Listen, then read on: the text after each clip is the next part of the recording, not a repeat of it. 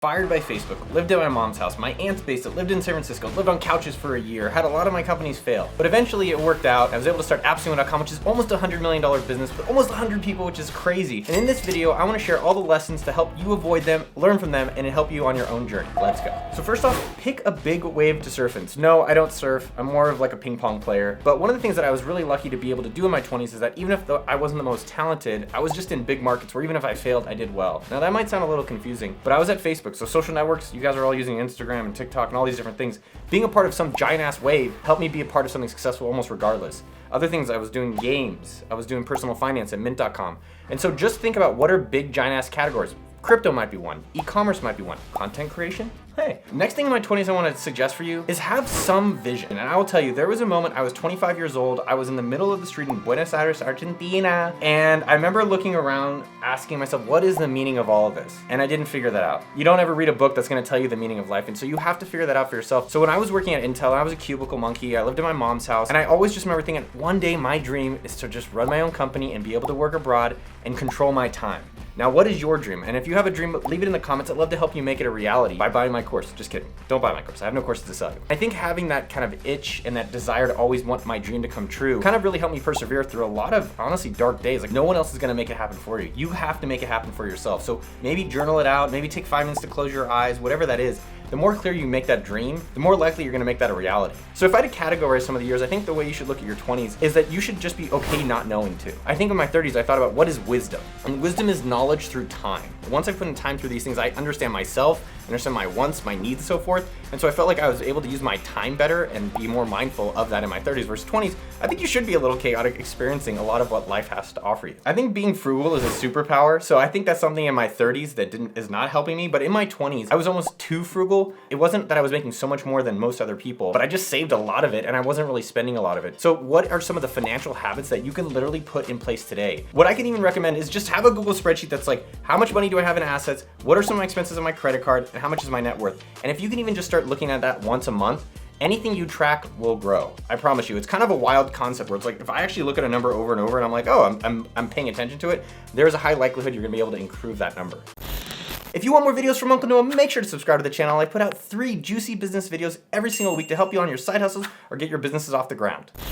One of the major things, and this is stuff that's talked about in a lot of YouTube videos, is meet people. So what I did personally was, one, I was very active, meaning I was just doing things myself, which made it attractive for people to meet me. I was building collegeup.org. I was doing ninjacard.com. I did HFG consulting. I did all these projects all along that led me to meet really interesting people. Now, on the other side of that as well, I was setting up events and putting myself out there to meet people. So I had events like Entrepreneur 27, I did dodgeball events, I was putting on conferences. So the question for yourself is, who have you already seen around you on TikTok, on LinkedIn, on Twitter, offline, through whatever type of activities you're doing? You're like, that woman or guy is impressive. Let me at least say hello to them. The second thing is, what can you start doing to connect people together?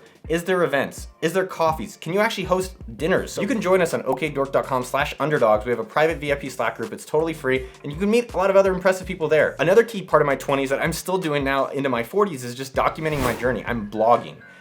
People call it blog anymore. That makes me feel like a dinosaur. But I started blogging in 2000. Now it's 2021, so 21 years later. But the point being is that I was always writing online. And the 2 things that were really interesting about that is, one, it's a great marketing experiment. And it's great to learn how to improve your communication. So I'm learning how to write, which I'm still learning, and how do I make it appealing as a marketer to get other people to be interested in it. So that was one side of the experiments. The other side of that, I haven't monetized okdork.com a lot. Like, if you go to my blog, there's not ads.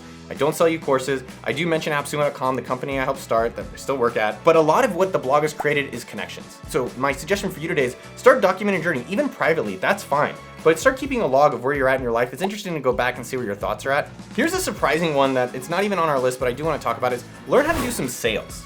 If you can learn how to sales, you will always be able to make money. You will always be able to find a partner. I think your life will be a lot easier for you. I've talked about the coffee challenge, which is you go out, you ask for 10% off next time you buy coffee, you get rejected, and you're like, hey, I'm still okay. And what I want to encourage you with learning how to do sales is really about communication and how do you help other people get what they want so that you get what you want. And I think in my 20s, in retrospect, I did a lot of sales, which I think significantly benefited me into my 30s. So I did a lot of sales when I started this company, Gambit. So we did payments for a lot of the major social games, Disney, Zynga, a lot of the ones you guys still use. Well, no one uses anymore. But I did sales. I had to convince these people. I had to send packages. I had to do follow-ups. I had to figure out, okay, what is the actual thing that will sell them? And then I also read a lot of books. Zig Ziglar is out there. Eben Pagan is out there. Chet Holmes, Ultimate Sales Machine. What I would recommend is 2 things. 1, Find something you're actually excited to sell. So for me with Gambit, I'm like, oh my God, people have to use this. Or even now to this day, AppSumo, I'm like, yo, if you have a software product and you're not on AppSumo, that blows my mind. That makes no sense to me. So find a product you like to sell or create a product yourself. Key thing I would actually highly recommend for you to think about in your 20s is figure out yourself. Now this is something I think a lot of people struggle with, and I get this question a lot, and I'm still thinking about it today. Should I improve my strengths or fix my weaknesses? And in your 20s, I think you have to figure out what your strengths are. Do I like marketing? Oh wow, I actually kind of like this. Do I like product management?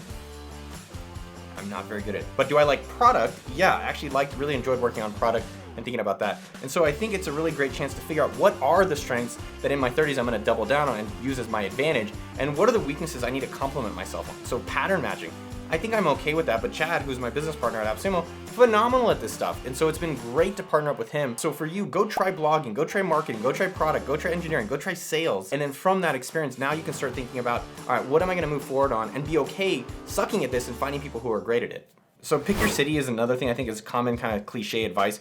I didn't choose to be born in the Bay Area. I think what's more interesting is like, how do you choose your city? Just like choosing your friend. So what is the area you're interested in? Is it in finance? Is it in entertainment? Is it in tech? If I was starting out, I would say, what are the major cities for that? And even just if you get access to being around that for 10 years, I think that will pay dividends for the rest of your career, rest of your life. Highly, highly worth it. Am I happy? And for some reason, I just hate the word happy. It seems so subjective. I like the word, am I more fulfilled? Am I content? Am I satisfied with myself? I think what's interesting for you to think about and for me to think about is like, who are the people around you that are very satisfied or you think living really great lives? What I've actually found about that really surprised me is these are not necessarily the wealthiest people. Think about that. A lot of us are like, well, oh, it's the wealthy. So who in your life are you thinking, wow, that person has a great life. I really admire their life in their 20s and their 30s or beyond. And most of the time, if you find that person, it's not about the money. It's that they're happy with themselves, and then they're also happy with all the other pieces of their life. What they get to work on, what they get to go surfing, that maybe they're only taking 2 weeks of vacation and they're satisfied with that. Not to say that there's a right way to live, but I think go and notice who you're admiring as you're in your 20s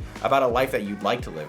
Now, the thing that you can do today, and I think I wish I would have done in my 20s, is look at the people you admire in their lives and see if you can get access to it. See if you can go follow the lawyer. See if you can go follow the tech woman CEO and actually get some job shadowing or some experience being around them and being like, oh, that's not as great as it seems. Oh, maybe being married is great. Oh, maybe I actually want to be in a customer support role. Whatever that is, there's no right or wrong answer. But I think if you can see what the light looks like from some of these people you think you admire, it'll give you a little bit more of a blueprint and a path for you to be able to live your own life. I don't know, I guess I was just trying to think about, like, right now this is definitely the millennial generation where there's a lot of people that are like, I want to work on purpose, I want to work with mission-driven companies, I want to make a lot of money, I want it all on my own terms. Now, I don't think that's wrong. I think for me in my 20s, I was fired a lot, I was trying to find out what I wanted to do, and I was exploring, I guess, in that millennial generation. What I would actually encourage you to think about, it's great. If you were like, hey, go take a gap year, go take gap 2 years, what I wonder is that what are the habits that you can build that'll be beneficial whether in your 20s or in your 50s? And I think being able to work hard, I think being able to focus, I think some of these habits, if you can actually even get them while you're still exploring your life, like, hey, I have some discipline in my workouts. I have some discipline that I journal regularly. I have some discipline that, hey, I'm not checking social media 24/7 and I'm in control of my time. When you want to take time and go explore different things, if you can build some foundational habits, they're going to really benefit you for the rest of your life. I think one of the other key things I would highly encourage every single 20-year-old out there, I've seen this now with Jeremy, I've seen this with Leon, I've seen this with Mitchell, I saw this with myself, is just start creating. Just start creating. The power of creation is so phenomenal. The people you get to meet, the ideas you have, where it'll end up taking you. That process is going to lead you to meet interesting people, find out a lot of things about yourself, and it might turn into a business or it just might turn into a great hobby. But the power of creation versus consumption is something that I would highly recommend, even as a successful habit, if you just start instilling in yourself today. If you like this video, you're gonna love this video right up here. It's about 21-year-olds who have started multi-million-dollar companies. Check it out right up here. If you haven't subscribed to the channel, come on, go do your thing. I love you, and I'll see you out there. Pew, pew.